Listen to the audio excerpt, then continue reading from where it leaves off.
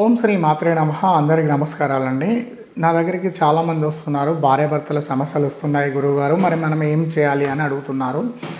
భార్యాభర్తల సమస్యలు వస్తున్నాయి అన్నప్పుడు మీరు కరెక్ట్గా చాలామంది ఏం చేస్తున్నారంటే జాతక చక్రాలు వివాహం కాకముందు చిన్న చిన్న వాళ్ళ దగ్గర చూపిస్తున్నారు. అలా కాదండి, మీరు కొంచెం డబ్బు ఖర్చు పెట్టి జాతక చక్రాలు పర్ఫెక్ట్గా చూపించండి. ఎందుకనంటే ఇప్పుడు మీకేంటంటే ఈ జాతక చక్రం చూస్తున్నానండి. ఇప్పుడు ఇది క్లారిటీ లేదు. ఇది మనకు 12 స్థానాలు ఉంటాయండి. 12 స్థానాల లోపల మనకు ఏడో ఇల్లు అనేది దాంపత్య జీవితం అండి. ఏడో ఇల్లు చూసుకోవాలి, ఒకటో లగ్నం చూసుకోవాలి, ఏడో ఇల్లు చూసుకోవాలి, రెండో ఇల్లు చూసుకోవాలి, ఎనిమిదో ఇల్లు చూసుకోవాలి.